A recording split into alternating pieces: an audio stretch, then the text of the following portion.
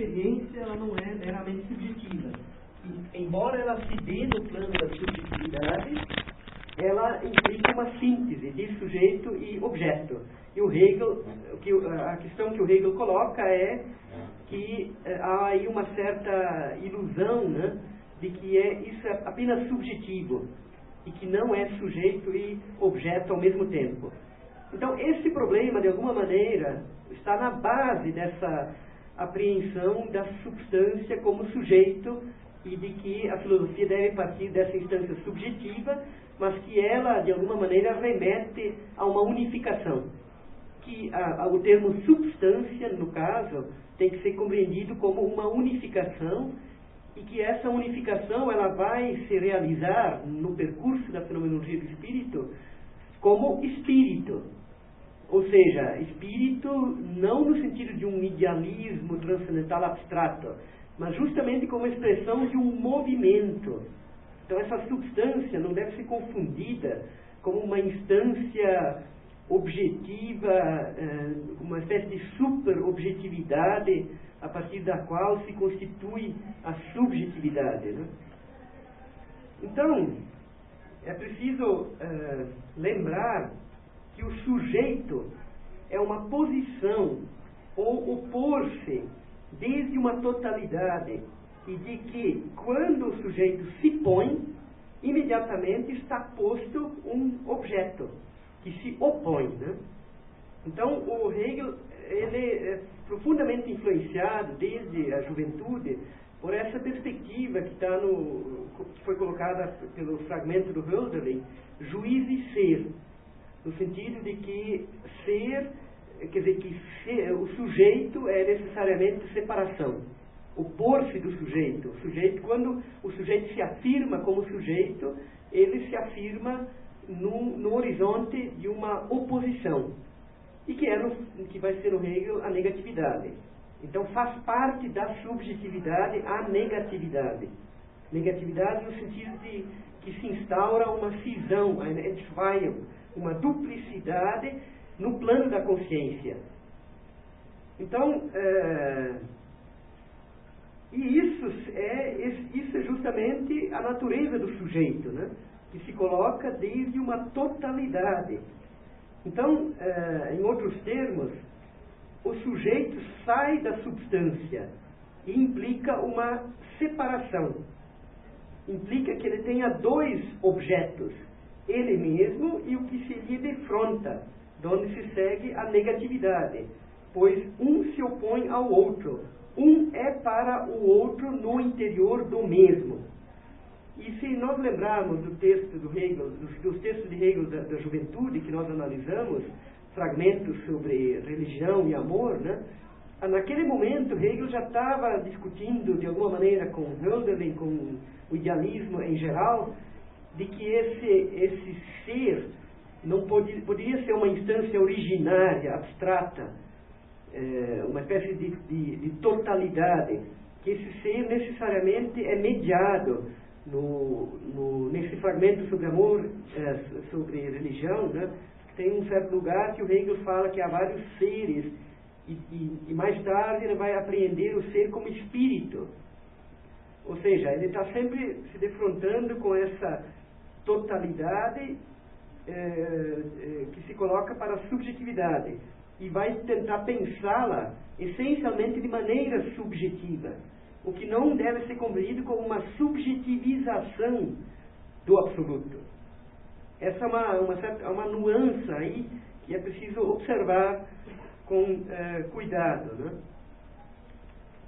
Então, o todo, a substância, ela se torna parte, sujeito, embora o todo se mantenha no sujeito, como, digamos, duas partes, sujeito e objeto. Mas é sempre preciso tomar cuidado que esse todo não é algo que está previamente dado, como uma espécie de absoluto, como o cosmos, o universo, ou seja, o que nome se queira dar. Quer dizer, embora seja substância, não é que a substância está colocada, ela é engendrada pela própria natureza da consciência. Ser consciente é ser parte mas ser o todo também. Que essa parte só é parte porque há nela também o todo. Então, substância e sujeito, no fundo, estão amarrados, no caso da fenomenologia do espírito, pela consciência, que é 2 em 1, e é 1 em 2. Tudo isso eu estou tentando, digamos assim, introduzir, porque é o que está na base desse movimento dialético da consciência, nos parágrafos 9 a 15. Só há sujeito quando há objeto, e somente há objeto quando há sujeito. Então essa reciprocidade é fundamental. E o sujeito é esse si da substância. A substância ela também só se coloca como sujeito, na instância do sujeito. Ela não é fora. Ela não é algo que se possa tomar como uma posição, né?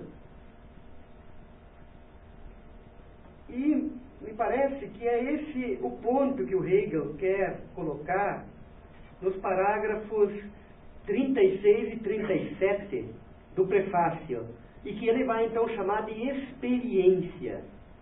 Que aí a primeira questão que temos que ver, que experiência não tem nada a ver com experiência no sentido moderno, anterior a Hegel, e também posterior a Hegel, né? É uma experiência da consciência. Então eu gostaria de retomar esses parágrafos que são, na minha visão, parágrafos centrais na articulação de todo esse prefácio. Eu diria que esses 2 parágrafos do início da parte 3, mais o primeiro parágrafo do início da parte 2, talvez sejam os que mais peso tenham em todo esse prefácio. Eu, de novo, lembro que essa parte 3, ela não está indicada, mas aqui na tradução da Vozes, mas ela corresponde a essa divisão, se a gente observa o temático, e tendo em vista que na 53 tem a parte 4.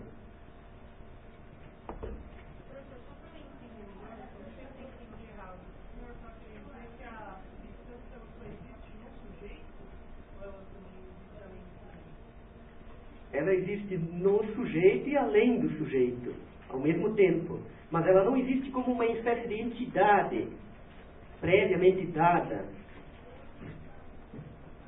Como se houvesse aí uma espécie de natureza, por exemplo, ou de alguma instância que tivesse uma existência anterior ao processo de entrada em campo do sujeito. Mas a gente pode falar assim, de alguma forma que ela existe fora do sujeito? Sim, ela existe, digamos, além do sujeito, na medida em que o sujeito a põe em movimento. Mas só assim ela se coloca. É o início da fenomenologia do espírito, na certeza sensível. É, digamos, esse universal que ronda aquela tentativa da certeza sensível de dizer o isto, o agora, e de alguma maneira de se dizer a si mesma, tanto esse objeto com o qual ela se defronta, quanto ela mesma. No fundo, essa substância, então, ela é enquanto movimento de saída de si. Ou seja, ela é essencialmente sujeito. Mas não é uma substância, algo como uma natureza ou um Deus. Os 2 termos, natureza ou Deus. Vamos fazer o seguinte, essas coisas a gente tem que tentar compreender no interior do próprio texto, da articulação. E esses 2 parágrafos, esse parágrafo do início da segunda parte, ele é significativo, se você der uma olhada, e também nesse 36 e 37. São questões que em Hegel não apresentam uma resposta segundo o entendimento. Então, inclusive, você pergunta se eu entendi certo ou errado. É difícil não há uma resposta única, porque é uma questão dialética, que tem que ser compreendida enquanto um movimento, né? O parágrafo 25 e mais esse do início da terceira, né? Esses dois. Eu vou tentar retomá-los. Eu não indiquei essa divisão já para você? Quando Hegel fala que vou tomar a filosofia como sujeito.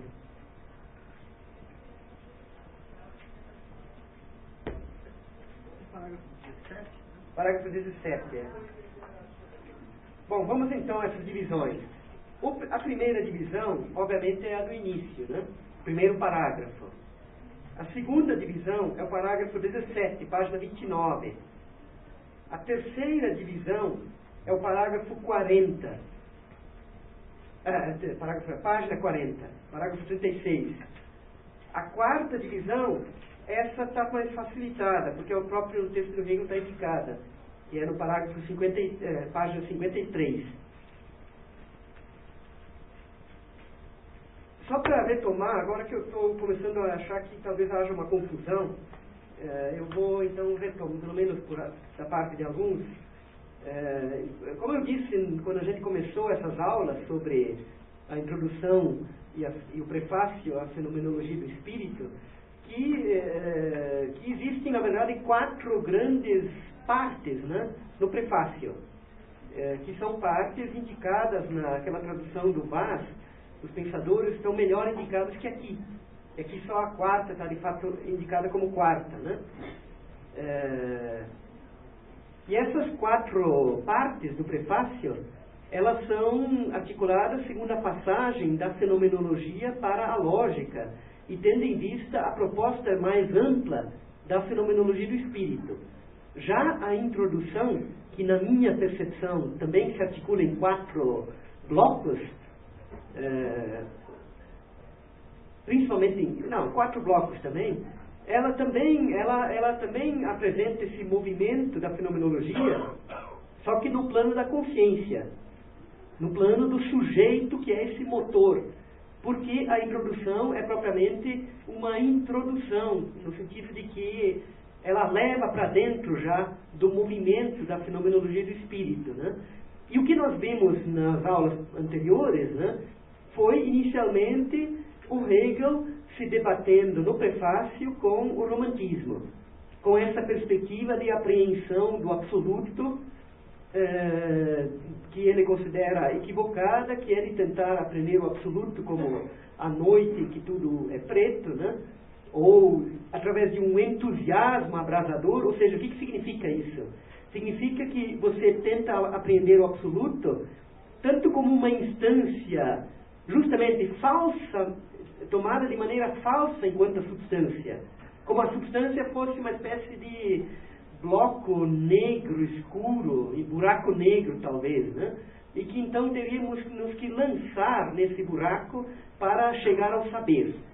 Teríamos então de posse desse todo, sem reflexão, porque justamente a reflexão seria um impedimento que atrapalharia esse acesso ao todo. É um ponto que já vinha sendo colocado no jovem Hegel. Até o próprio Hegel, de alguma maneira, simpatizava nos seus primeiros textos com essa visão.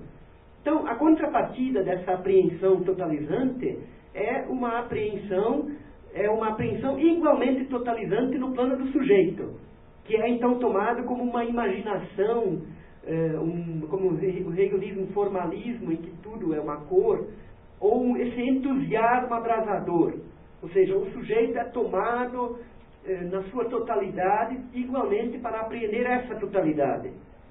Isso então o Hegel questiona e considera que é preciso apreender o fenômeno enquanto movimento, enquanto processo, a ciência, o saber enquanto Wissenschaft, Wissen aus Wissenschaft, ou seja, enquanto um trabalho, schaffen, de criar.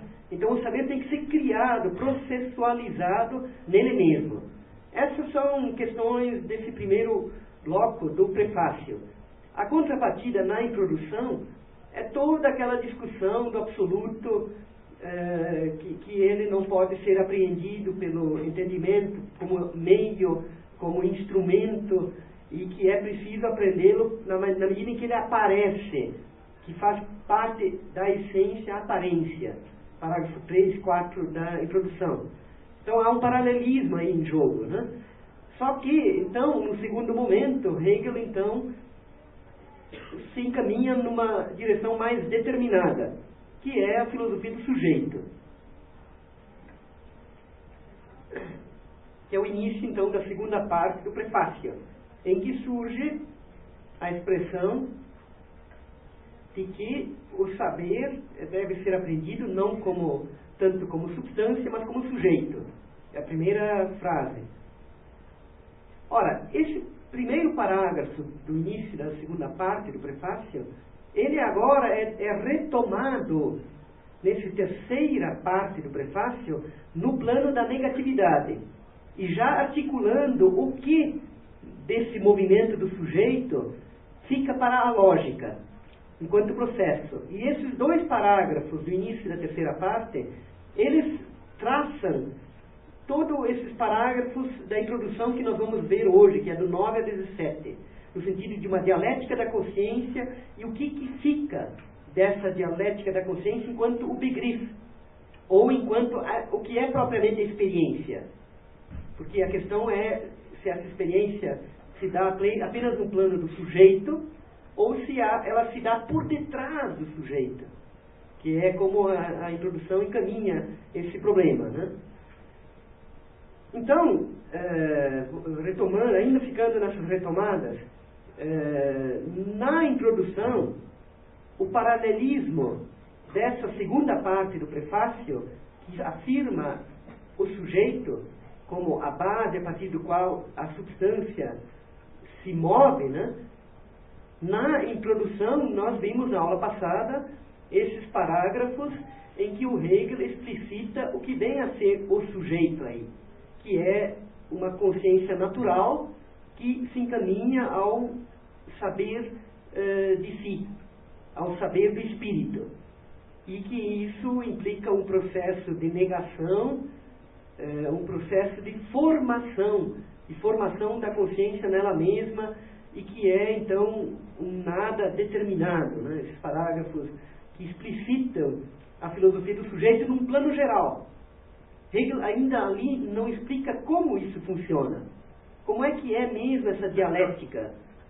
Ele vai falar de que o nada não é um nada vazio, que é um nada que a consciência nega sempre o que está, digamos, num plano dela, né? E que ela prepara a figura seguinte. Só que resta saber como que se dá isso. E esse é o assunto dos parágrafos 9 a 14, 15. Então, o que resta agora a ser visto nessa aula de hoje é então esse movimento dialético na consciência e perceber o que é propriamente o saber, que fica como o conceito na consciência e além da consciência. E essa duplicidade tem que ser mantida como horizonte, porque é ela que permite o movimento dialético, né?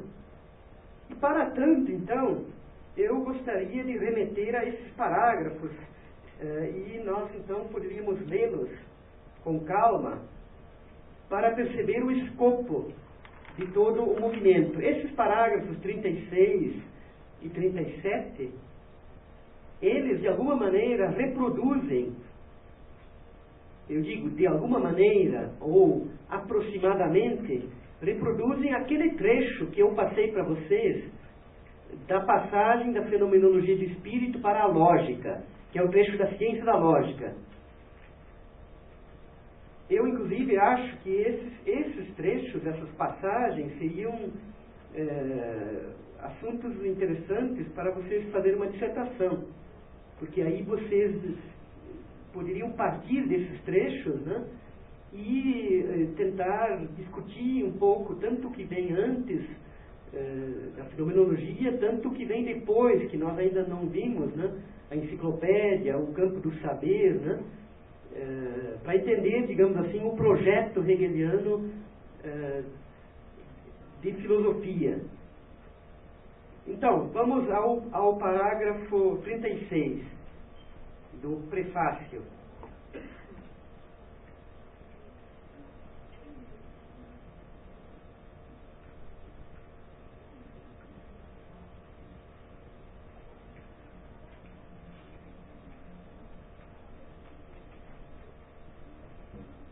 o ser aí imediato, esse ser aí imediato não é o ser aí do Heidegger, né?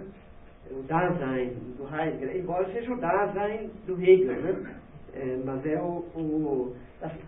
das unmittelbare Dasein. Ou seja, é a existência imediata.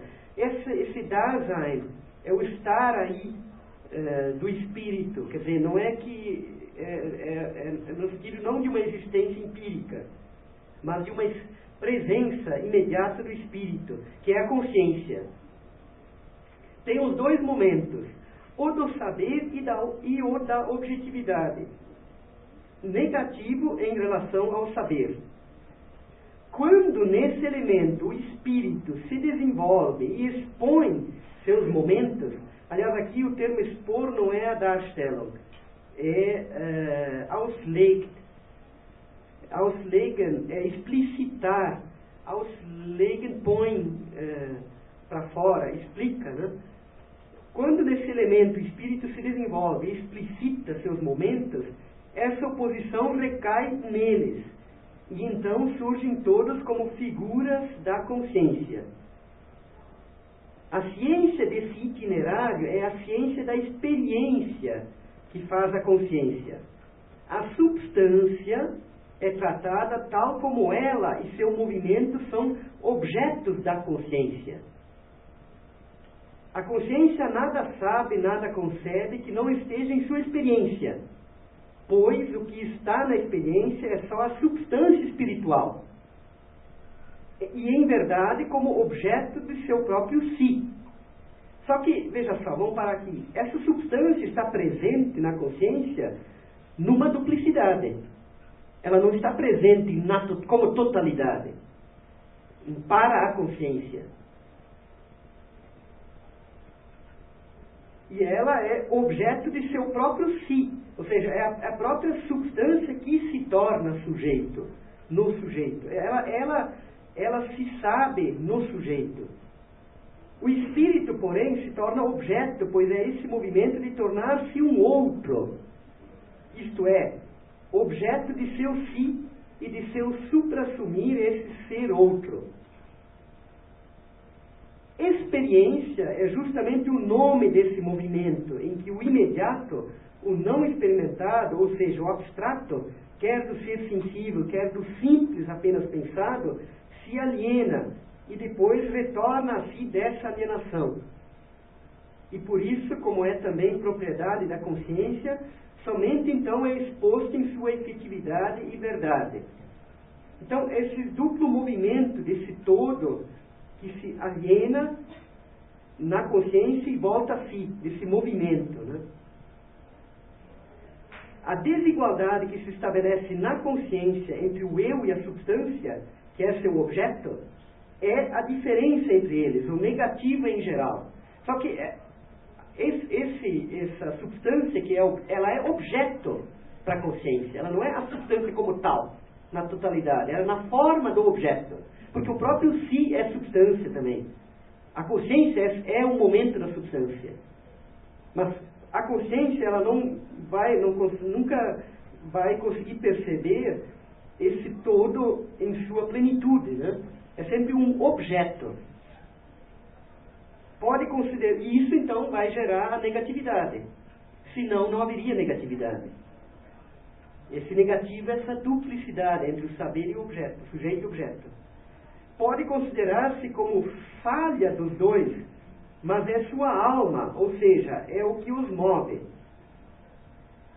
Então, isso faz parte da consciência ser esse âmbito finito, digamos assim, é ao mesmo tempo infinito, enquanto movimento. Pode considerar-se como... Foi por isso que alguns dos antigos conceberam o vazio como o motor. De fato, o que conceberam foi o motor como o negativo, mas ainda não o negativo como o si, que isso é uma característica da época moderna. Ora, esse negativo aparece primeiro como desigualdade do eu em relação ao objeto. É do mesmo modo desigualdade da substância consigo mesma. O que parece ocorrer fora dela, ser uma atividade dirigida contra ela, é o seu próprio agir. E ela se mostra, assim, ser essencialmente sujeito. Então, é no interior da substância que se instala já o sujeito. Essa questão, ela envolve, eu vou ver se eu consigo, o problema é a tradução do trecho da ciência da lógica. Talvez tenhamos que recorrer à tradução espanhola ou à minha tradução que eu fiz, mas eu também não sei como eu posso deixá-las para vocês, talvez no Xerox, enfim, que é todo o movimento da época moderna. Quer dizer, como que ocorre toda essa afirmação da causalidade no plano da natureza. Na verdade, o que está se operando ali é o sujeito na natureza. O sujeito vai se reconhecendo a si, na própria substância. Por isso que o Hume, por exemplo, vai dizer que esse problema da causalidade vai ser, digamos, o hábito. Então, o que ocorre? Ele percebe que esse movimento é subjetivo, no interior da substância. A relação causa e efeito. Ela só é se você pensa um sujeito introduzido ali. Então, toda essa questão que o Hegel está operando quando ele fala do movimento da substância, do sujeito na substância.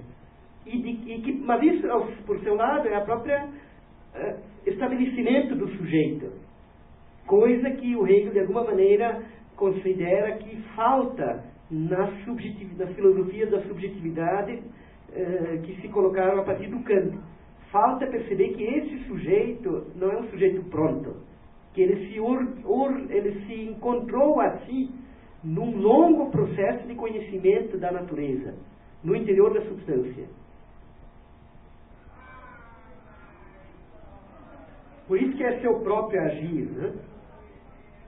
Quando a substância tiver revelado isso completamente, o espírito terá tornado seu ser igual à sua essência. Então é objeto para si mesmo tal como ele é. E foi superado o elemento abstrato da imediatez e da separação entre o saber e a verdade. Esse elemento imediato é a consciência, né?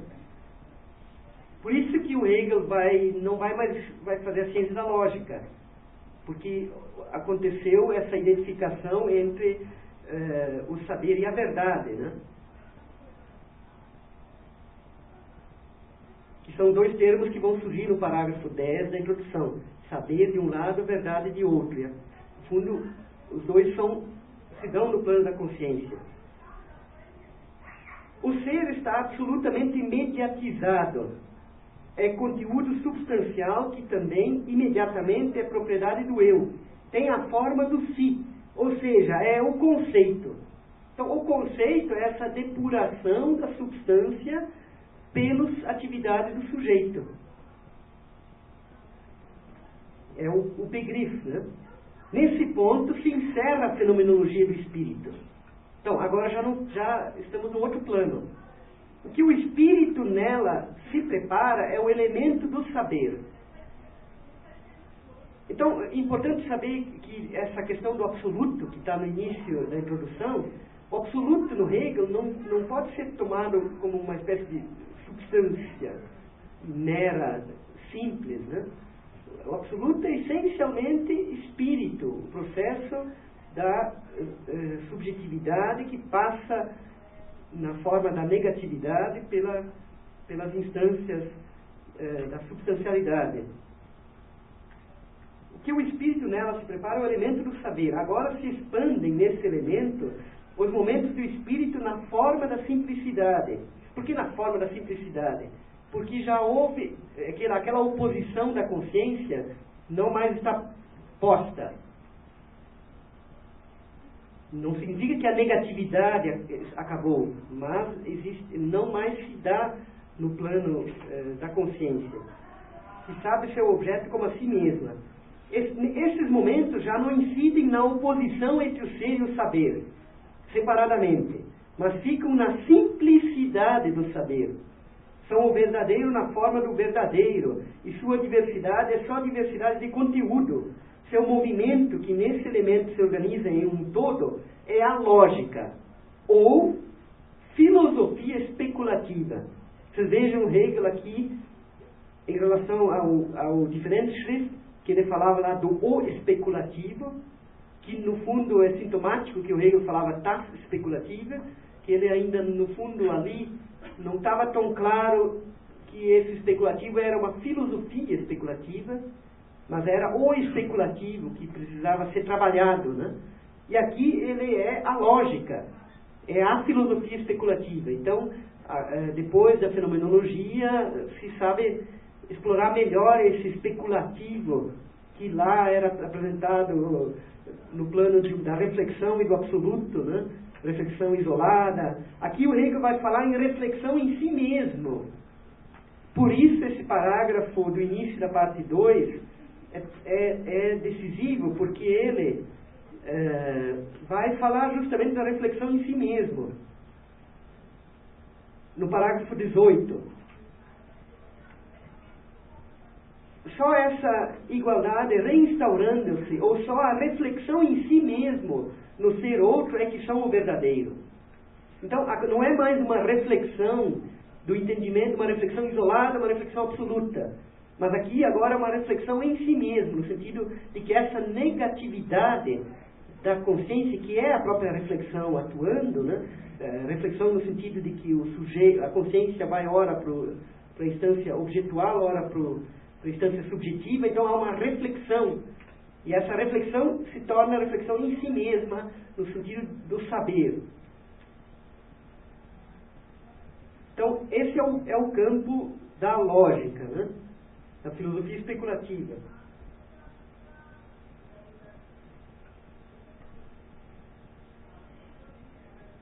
Puxa vida.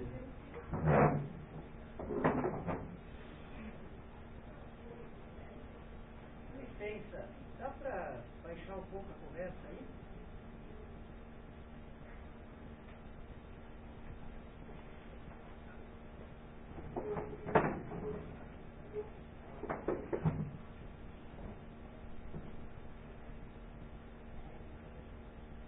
Então, quando a gente fala da modernidade, um exemplo maior é o Kant. Eu acho que é toda a filosofia moderna, né? Descartes em diante, né? O Kant é o ponto do sujeito, né? Mas eu diria que é toda a época moderna, toda a subjetividade, né? Que começa com o Descartes, né? Inclusive o Heidegger sempre gosta de citar isso naquele texto Hegel e os Gregos, né? Quando ele explica o Hegel, ele fala do Descartes. Que o próprio Hegel fala na História da Filosofia, com Descartes atingimos uma terra firme. Atingimos finalmente o ponto, depois de inúmeras errâncias medievais e sei lá o que, chegamos a uma firmeza, né?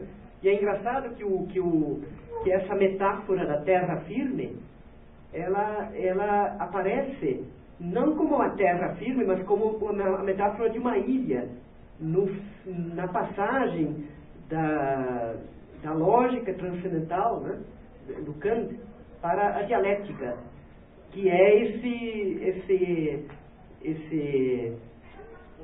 esse mar agitado, perigoso, cheio de neblina, e que nós vamos agora ter que enfrentar, né? Então, no fundo, reforçar esse solo firme da subjetividade que marca toda a época moderna, né? Mas o Hegel vai dizer que isso aí é um pouco móvel, né? Não é uma coisa tão... a ideia da asseveração não cabe em filosofia. E apenas dizer a filosofia do ponto de vista do sujeito, no sentido de não levar em conta a gênese do sujeito, né? Então esse é o problema do Hegel, né? Agora, esses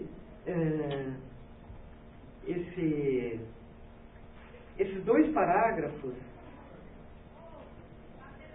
puxa, não adianta, né, falar. Bom, fica assim mesmo. Estou falando aqui no microfone, supostamente mais alto. O problema aqui é a construção, né? Você vai querer bloquear as pessoas, né?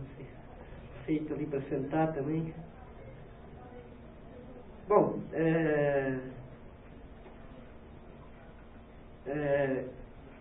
voltemos então ao parágrafo 17, que justamente eu estou insistindo um pouco nesse ponto do sujeito e da substância, porque eu acho importante fixar bem esse ponto de todo o prefácio como entrada na introdução, né? Então o Hegel considera aí que tudo decorre de entender e exprimir a substância como sujeito, né? E logo em seguida o Hegel coloca, se aprender Deus como a substância única, ou seja, o problema de que você não é um certo equívoco, né? Substancializar, quer dizer, tentar pensar a substância como alguma coisa fixa, além e assim por diante, né? Também o intuir intelectual, que é citado no fim do 17, ou seja, essa intuição intelectual é a contrapartida de uma apreensão da substância onde tudo é indiferente, onde não há mais diferença. Essa intuição intelectual justamente foi um conceito elaborado pelo jovem Schelling, né? De alguma maneira assumido pelo romantismo, né? Como o lugar no sujeito onde se daria essa unificação, esse eu penso do Kant, de alguma maneira substancializado pela intuição intelectual, e o Hegel se coloca contra isso, né? Então, o que o Hegel, de alguma maneira, coloca é essa necessidade da cisão, ou do, como se diz aqui na tradução, que eu não acho uma boa tradução, fracionamento. Então, é interessante esse parágrafo 18. Aliás, a substância viva é o ser, que na verdade é sujeito. Notem que esse processo da subjetivação da substância passa em grande medida por uma reflexão acerca da noção de vida. Por isso que nós vimos essa noção de vida surgir lá no texto sobre o amor, né? Fragmento sobre amor, no fragmento de sistema, também a noção de vida. Por que a noção de vida? Aliás, a noção de vida é central para o Hölderlin, né? Essa ideia das Lebendige, evidente, né? E aprender esse elemento da vida, e de alguma maneira remete à crítica do juízo do Kant como uma instância de unificação de sujeito e objeto, em que não há mais distinção entre meio e fim, na noção de organismo.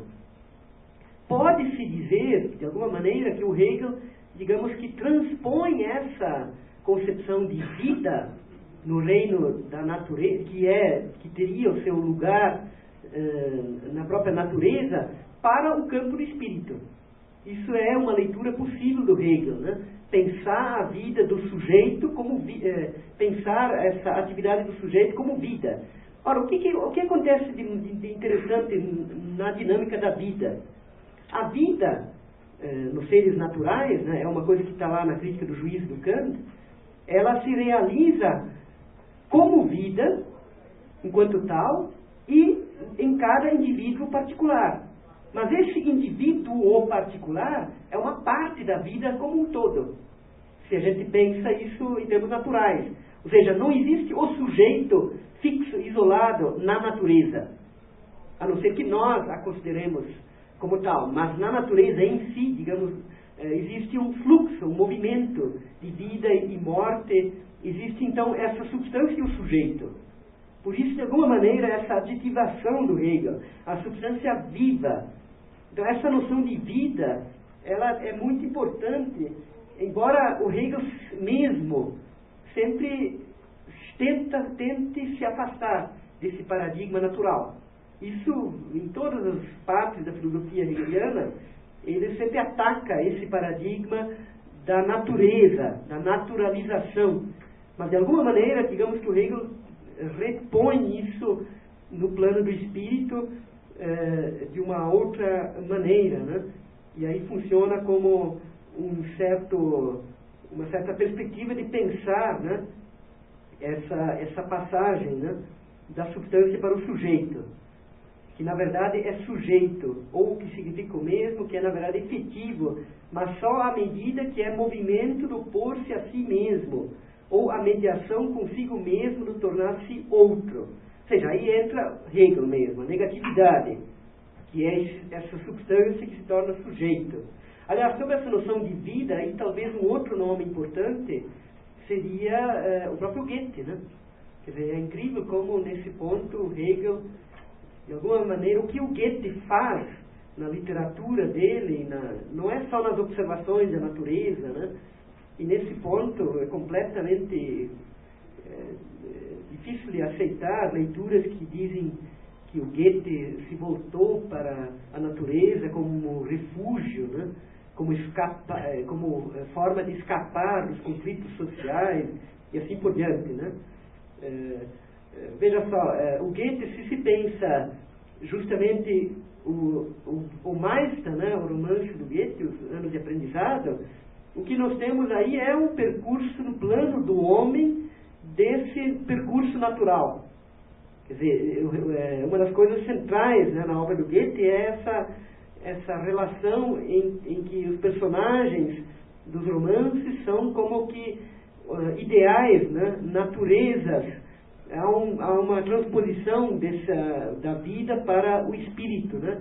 E aí nós, de alguma maneira, reatamos com a fenomenologia do espírito, na medida em que ela pode ser tida como uma espécie de romance de formação, né? Só para indicar um pouco esse elemento. Agora, o grande diferencial é essa questão da negatividade no Hegel, né?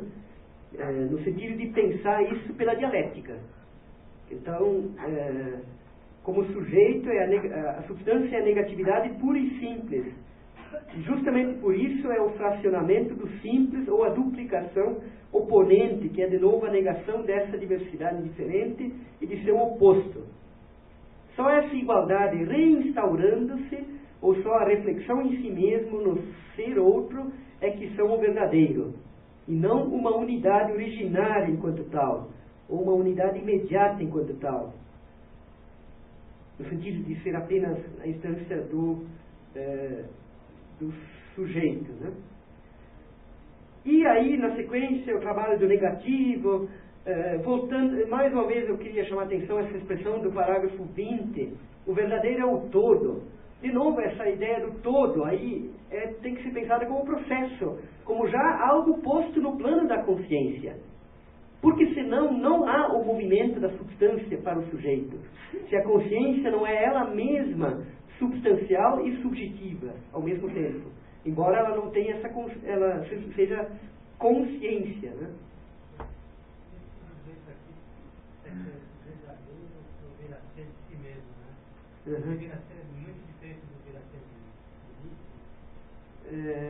Werder.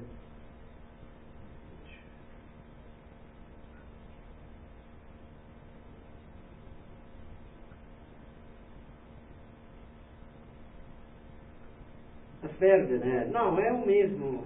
Eu não sei bem se Nietzsche usa Werder, eu acho que é Werder, né? Aí precisaria ver, mas eu acho que é a palavra alemã, né? Para o devir. Vir a ser, eu acho, inclusive, melhor a expressão devir, né? Que é o processo, né? O Werder.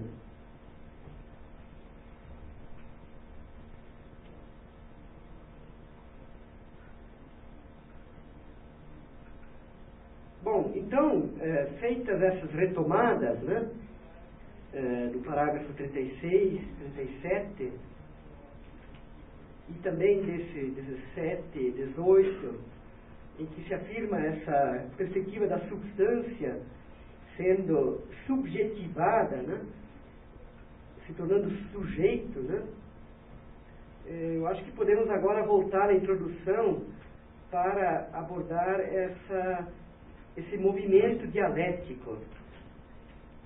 Vocês vejam, o Hegel toma cuidado de usar a expressão movimento dialético, dialéctische Bewegung, e não tanto a dialética, no sentido já para marcar essa ideia do movimento, né?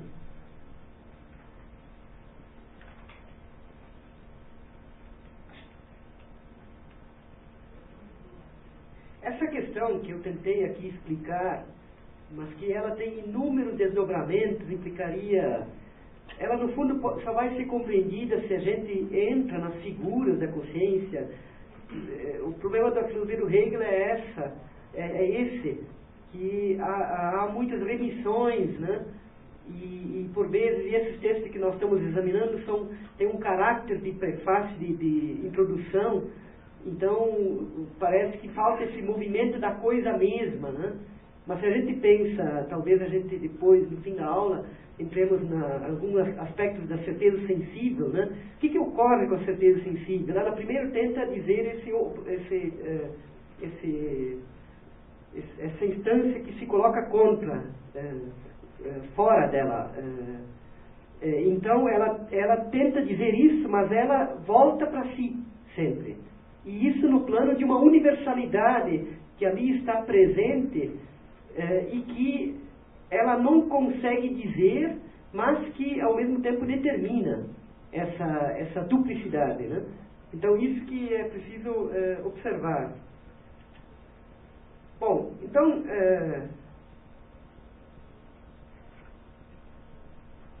eu vou fazer uma pequena apresentação desses parágrafos para depois fazer uma análise de cada parágrafo, do 9 ao 14, mediante um esquema que eu considero que possa ser útil para entender cada parágrafo aí.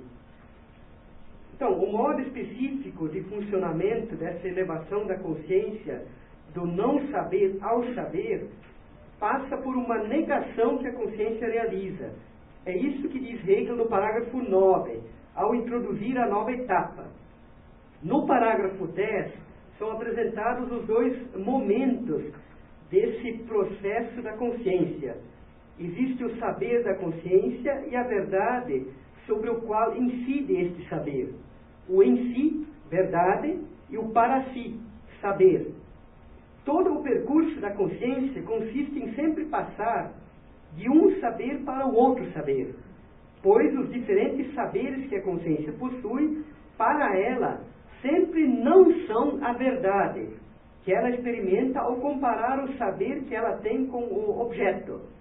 Essa separação vale para a consciência até o momento em que ela chega à figura do espírito, pois nesse momento ocorre a união. É preciso perceber que essa figura do espírito, ou a instância ética, ela novamente vai repor essa cisão, né? Só que no plano das totalidades do nós, né? Do objetivo. Você vai ter um momento antigo, um momento moderno. O momento antigo, no fundo, é sempre o momento propriamente substancial, digamos, da potência, né? E o moderno é sempre em Hegel essa instância do para si, do sujeito, da subjetividade. Nesse modo de pensar, o Hegel não está muito longe de outras tendências da época, de outras considerações. Por exemplo, no Schiller, quando Schiller vai falar de poesia ingênua, sentimental, ingênuos antigos, sentimentais modernos. Quando o Friedrich Schlegel vai falar sobre o estudo da poesia grega, de que existe a formação natural, uma formação artificial. Quando o Goethe vai falar de clássico e romântico. Então, essa questão é uma questão que está presente na época, de várias maneiras, né?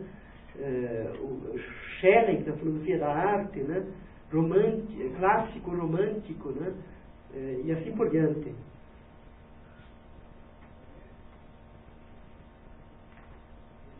Então, essas duas posições que são colocadas no interior do sujeito, né, da consciência, em si, para si, se distinguem do terceiro elemento dessa dialética da consciência, que é justamente o ser para nós, für uns, que por sua vez vai ser o filósofo, né, que acompanha esse percurso. O objeto da investigação é para nós, isto é, para o filósofo que apenas observa como se constitui o saber. Esse é o assunto do parágrafo 11. Apenas realiza o puro observar, reines Zusehen, parágrafo 13. No confronto que ocorre com a consciência entre seu saber e a verdade, conduz-se à investigação. A consciência oferece em si mesma a própria medida. Parágrafo 12. E é a natureza do objeto mesmo que supera a ideia de pressuposição e a cisão entre o saber e a verdade. A distinção que a consciência faz recai sobre ela mesma. A questão que se coloca é sempre a mesma. Ver se o que se opõe à consciência corresponde ao saber, ao conceito, e se esse corresponde ao que se lhe opõe. Parágrafo 12. Nesse caso, o importante de toda a investigação é que se perceba que os dois momentos são um para o outro. Füreinander. Ser e ser em si. An sich selbst sein. É o parágrafo 12. Né? Se percebe isso, a saber, que esse movimento é concreto, não abstrato, que não tende a se perder e a se separar, não se necessita de nenhuma medida exterior, pois a questão mesma a oferece, e importa observar a questão como ela é, em e para si, quer dizer, an und für sich, e não só como an sich und für sich. É justamente esse terceiro elemento que é o primeiro e o segundo, né? Ou seja, o filósofo ou nós podemos fazer a ligação dos dois polos, que para a consciência estão separados, e constituímos então o percurso de seu saber, que é propriamente o movimento, né? E esse então é a isso que o Hegel aponta nos dois últimos períodos do parágrafo 12. Mas a consciência mesma faz o trabalho, não o filósofo. A partir disso, na verdade, o nosso serviço é facilitado, como diz o Hegel, pois tudo reside em observar como a consciência se examina a si mesma no percurso do saber, à medida em que ela é dupla nela mesma, né? Trata-se de ver como ela confronta o para si com o em si, e que esse em si é para a consciência, embora ela primeiramente o encare como sendo em si enquanto tal, né? Mas é sempre o em si para a consciência. É isso então que nós temos nesses parágrafos 9 a 14, porque depois, do parágrafo 15 e 17, o Hegel vai se concentrar naquilo que escapa à consciência, que ele então vai chamar de conversão, ou inversão da consciência. É uma palavra difícil de ser traduzida, né? Bom, então vamos agora a esse parágrafos 9 e 9 a 12.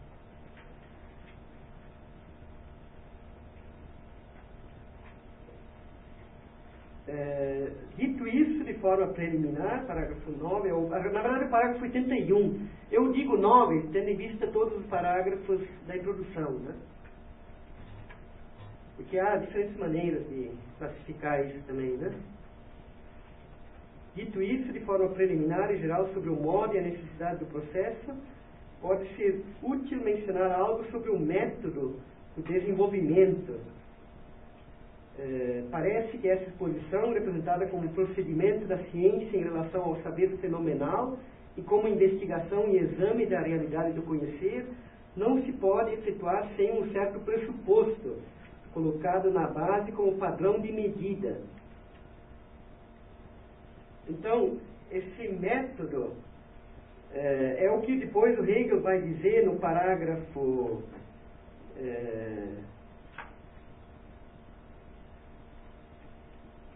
14, né? Quando ele vai... Não, parágrafo 14, que é o 86, que ele vai dizer esse movimento dialético que a consciência exercita em si mesma. Então, essa referência aqui a esse Dieser, dialecto de G.P. Weigl, se refere a tudo que vem aí do 9 ao 13, né? Quer dizer, esse método do desenvolvimento. E o que se põe de início é o que já vinha sendo colocado, de alguma maneira, que esse movimento dialético, né, ele tem que ter um padrão, né, ein Maßstab, alguma medida, ele tem que ser passível de ser medido, porque ele não se dá no vazio, né? Pois o exame consiste em aplicar ao que é examinado um padrão aceito para decidir, conforme a igualdade ou desigualdade resultante, se a coisa está correta ou incorreta. A medida em geral e também a ciência, se for a medida, são tomadas como a essência ou como o em si. Mas nesse ponto onde a ciência apenas está surgindo, nem ela, nem seja o que for, se justifica como a essência ou o em si. Ora, sem isso parece que não pode ocorrer nenhum exame. Então, esse em si, ele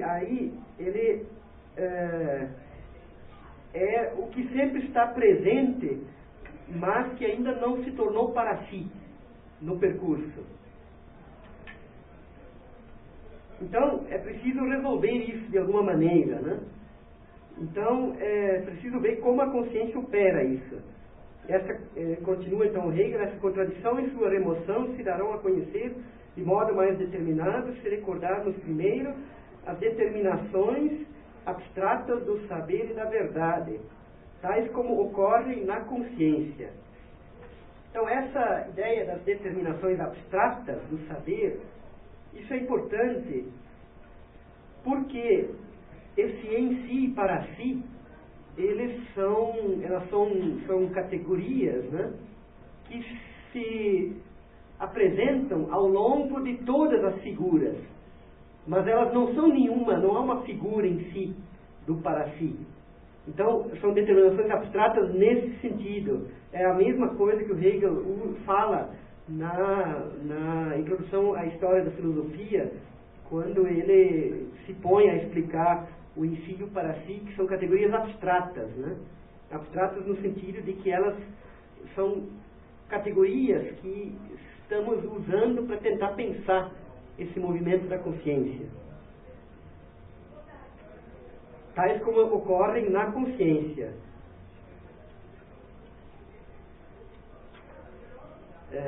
Pois a consciência distingue algo de si e ao mesmo tempo se relaciona com ele, ou exprimido de outro modo, ele é algo para a consciência. O aspecto determinado desse relacionar-se ou do ser de algo para uma consciência é o saber.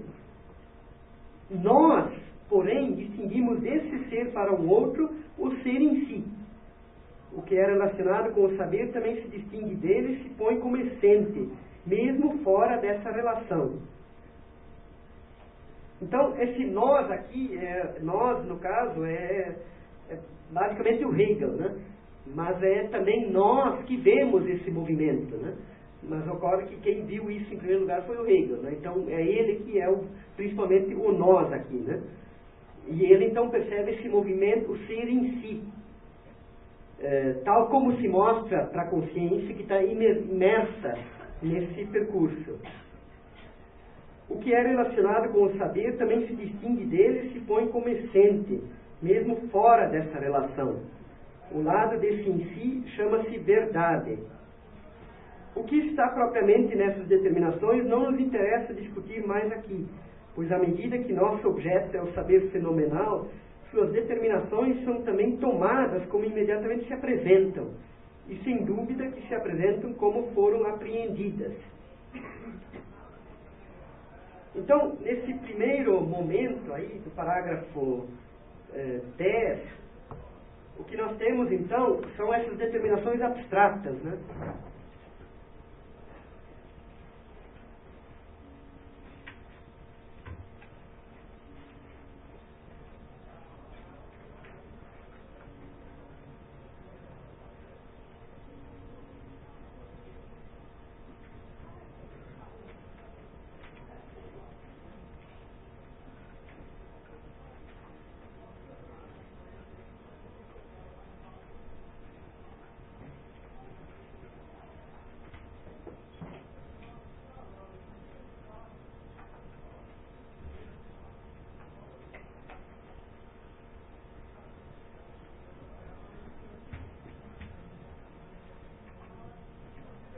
colocar no quadro a outra possibilidade, né?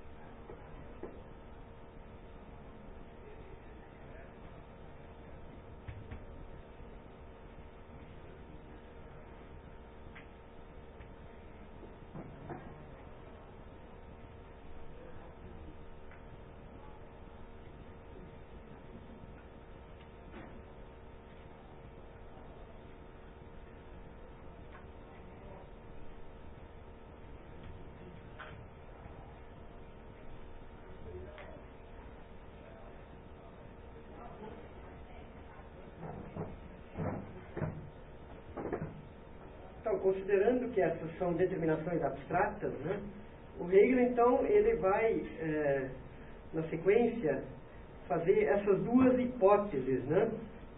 Se a gente investiga a verdade do saber, então é preciso ver como ele se adequa ao que é o nosso objeto, como ele fala, né?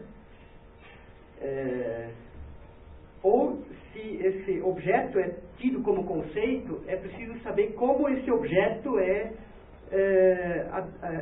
digamos assim, possível de ser adequado ao conceito desse objeto. Ou seja, nos dois casos é sempre você adequar um ao outro, né? A instância do sujeito, a instância do objeto, os dois se medem um pelo outro, né? A verdade do saber, então, se ele é o em si, então é preciso ver se ele é nosso objeto, é para nós.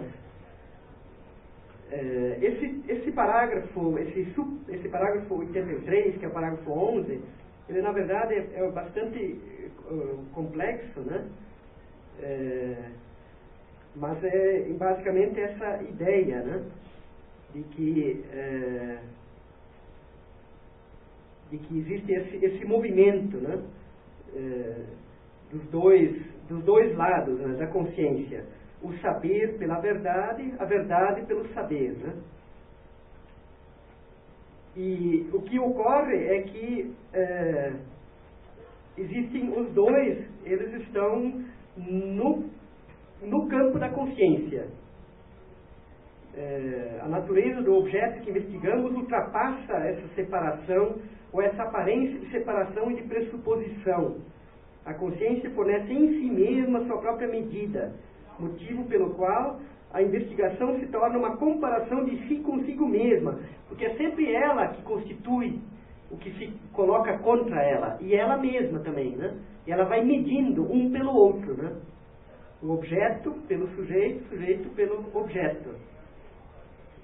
E aí não há pressuposto fora. Você vê aqui que o Hegel, essa ideia de pressuposição que ele vinha colocando desde o escrito sobre a diferença, aqui recai na consciência. No escrito da diferença, o Hegel falava de dois pressupostos, né? Um da reflexão, outro pressuposto do absoluto. E aqui finalmente a gente tem essa unificação na própria consciência. A consciência, por isso que é importante, que tentei colocar na primeira parte da aula, que a substância, a consciência é esse todo. E é a parte. Ela é parte e toda ao mesmo tempo, né? Ela é essa unificação e esses dois momentos separados, né?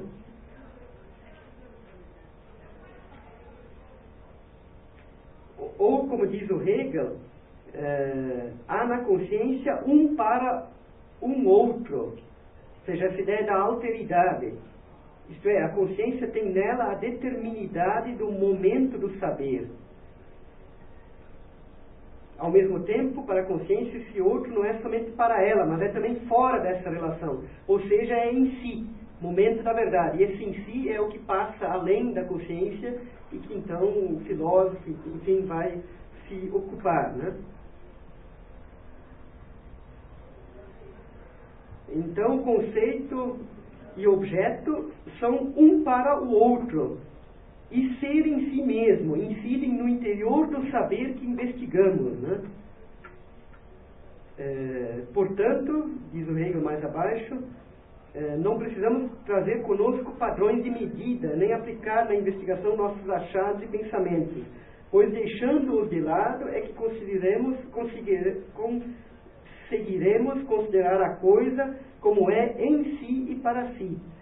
É claro que o que está aqui pressuposto também, que esse em si e para si possui uma conexão, quer dizer, no Hegel vai tratar isso na enciclopédia, nós vamos ver esse texto ainda, que só há em si no para si, e o para si só é o para si do em si, né? Quer dizer, há aí uma profunda interrelação, né?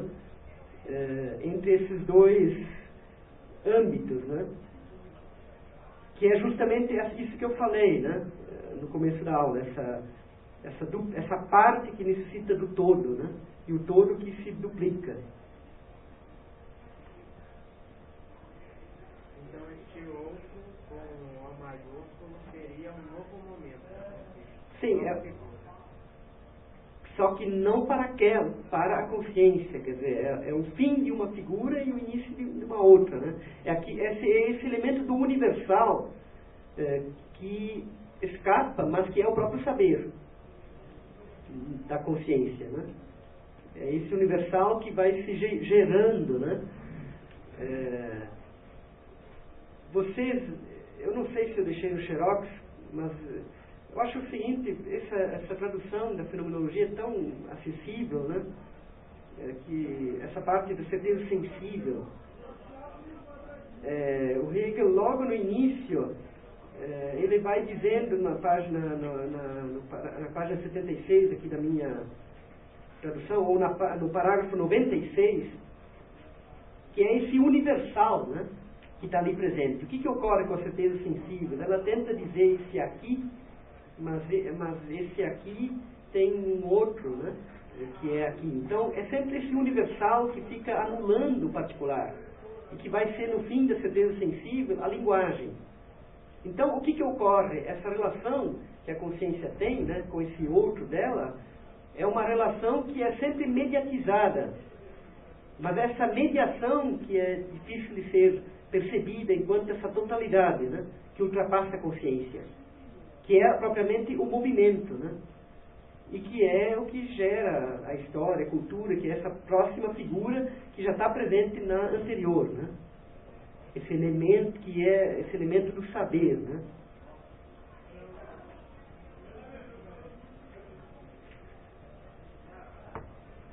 Bom, então, voltando aqui na introdução, o que nós temos então é esse movimento dialético na consciência, né?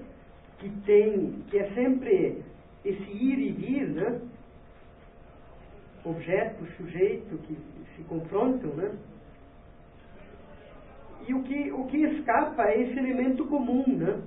Que está se realizando para além do sujeito, quer dizer, para além da consciência, enquanto o momento do saber dela. Porque esse saber dela, ela também acha que é só dela, mas ele é saber desse objeto, né? Bom, então o que a gente precisaria ver agora ainda é essa sequência do que escapa à consciência e que se coloca para a experiência filosófica, que é esse puro pensar, né? Bom, vamos ver isso então depois do intervalo, né?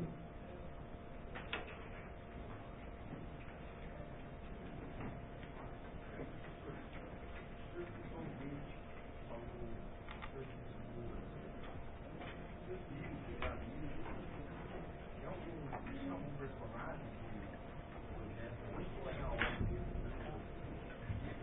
Eu penso na obra do Goethe como um todo, essa relação que ele tem com a natureza, né? E ele opera no campo da sociedade também com um modo de pensar da natureza, no sentido de que as figuras do Goethe são figuras, ele pensa a sociedade como natureza, de alguma maneira, como tendo tipos, como tendo relações que se dão analogamente como na própria natureza, né? Nessa linha que eu falei. Isso é a obra toda do Goethe, né? Werther também, a natureza, o todo, o sujeito, né? O Meister, o Fausto, que de alguma maneira se liga à natureza, né? Então mas é um tema complexo, mas a ideia de que o Goethe pensa a sociedade segundo um paradigma da natureza, em grande medida. E que ele não vai pensar então a sociedade como conflitos de classe ou coisa do gênero, né? Esses conflitos são interpretados como se fossem naturais, né? Sim, de alguma maneira. Só uma indicação.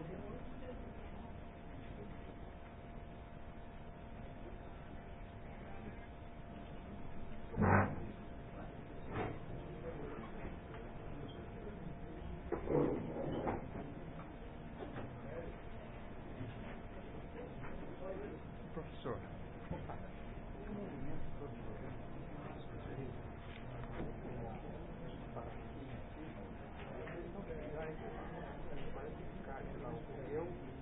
Eu pensando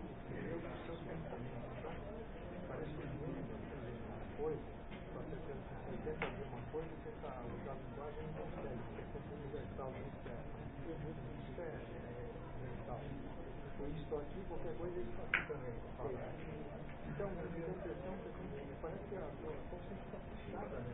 Só que você tem de alguma maneira, o mundo parece que é uma coisa que mas ela é ao mesmo tempo cindida. essa medida dentro dela. Sim, mas esse dentro dela é o mundo. Sim. E não há coisa fora. Tanto é que a consciência sempre vê esse objeto e no fundo ele não é nada senão para ela. Então, no fundo, a consciência, o Hegel ele leva as últimas consequências à revolução copernicana no campo. O mundo é o mundo que o homem constitui. Só que esse mundo ele não é de um sujeito que controla. Sujeito e objeto, né? Sempre são ora objeto, ora sujeito, há um ping-pong ainda. E a consciência sempre tenta resolver isso e não consegue. E ela pensar muito nas mônadas do mais. Cada mônada vai pensar em si próprio, mas a condição do universo todo. De alguma maneira, falta um parasita, talvez. Pensar isso na sociedade, não no sentido essa consciência que a gente fala não é uma coisa, é algo. Não, é uma consciência que se gera no mundo ao mesmo tempo. Ela é dupla sempre. A consciência expressa nos seres individuais, singulares, nos seres individuais. Mas aí ela se expressa os seres não. Ele fala aí que o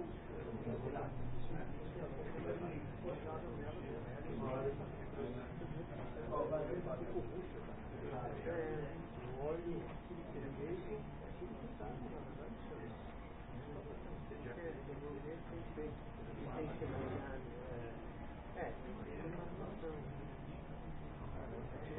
É difícil.